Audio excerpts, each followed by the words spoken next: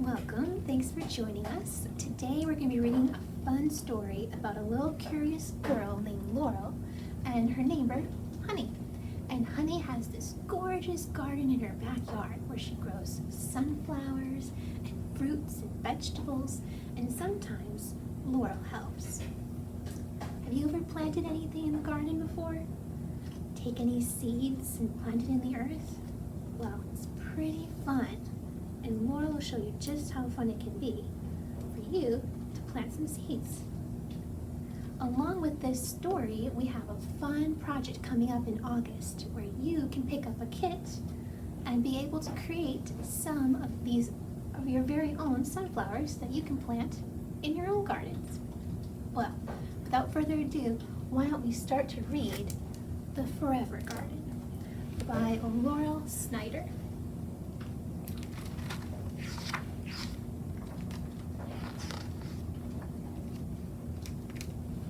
In sunshine and shower, in darkness and wind, Honey tends her garden.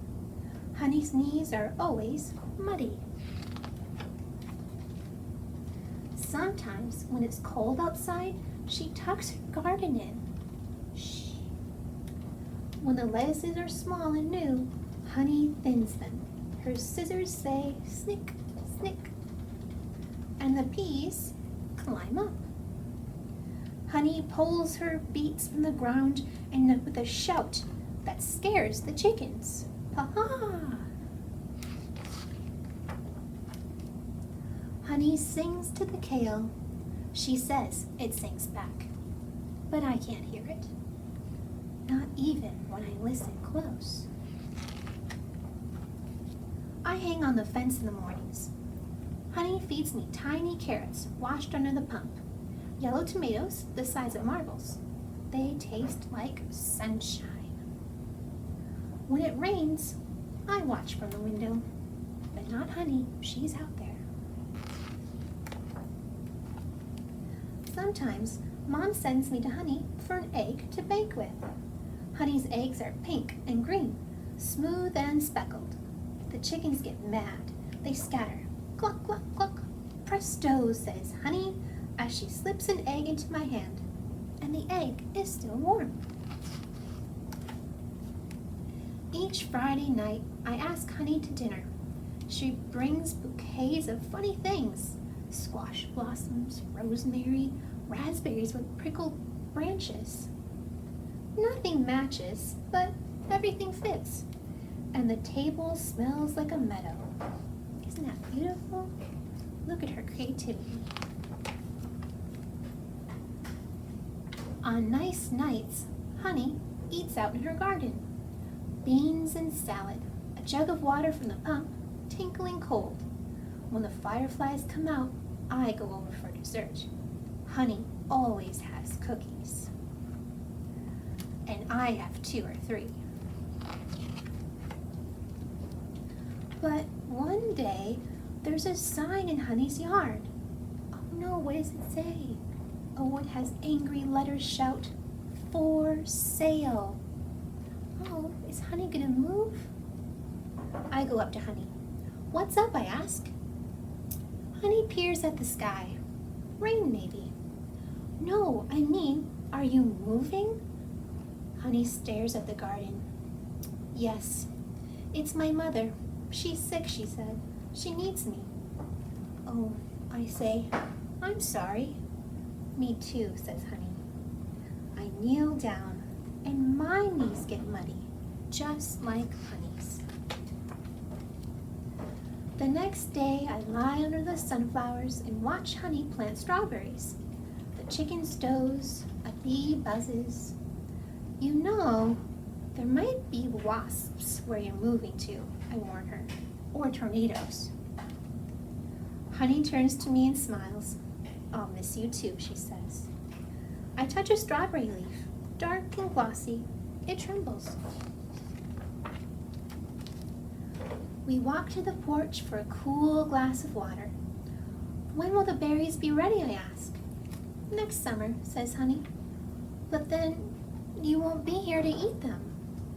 Honey takes off her gloves. Nope, she says. but someone will. That's not fair, I say. It's your garden. This garden isn't really mine, says Honey. It belongs to everyone. But you did all the work, I said.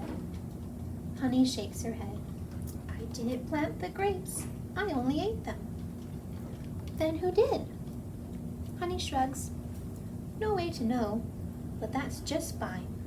The new folks will enjoy these strawberries the way I enjoy the grapes. And if they add something to the garden, it'll keep going, maybe forever. The next day, I asked to plant a tree. Apples are my favorite. We dig, and I get blisters. But when we're finished, Honey says the tree will last a long, long time. Like a person, she tells me, but with flowers. I make a sign so people will know. Honey and Laurel's tree. And then, well, time to move. Look at Honey has her car all packed up. She has her chickens and her gardening tools. But wait, did she leave her hat behind for Laurel? I think she did. Bye, Honey. After that, Mom has to remember to buy eggs from the store. They aren't speckled at all. And nobody eats in the garden. But one day, there are new people at Honey's. Lots of people. Little people. But they don't seem to know anything about gardens.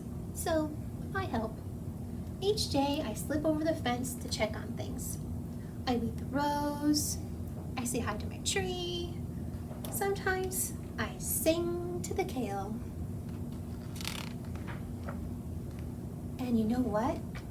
When the world is very quiet, if I close my eyes, I can almost hear it singing back. And that's Laurel and Honey. And that's the end of the Forever Garden.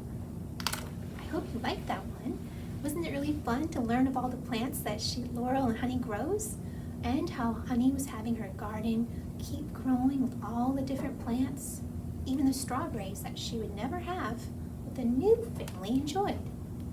Well, I hope you enjoyed the story, and I hope that you'll stop by the Marathon County Public Library Wausau in August and pick up a kit to create one of your very own woven sunflowers.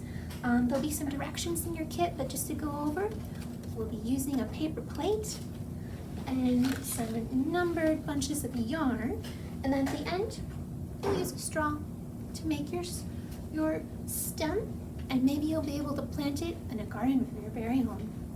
Well, till then, have a good day.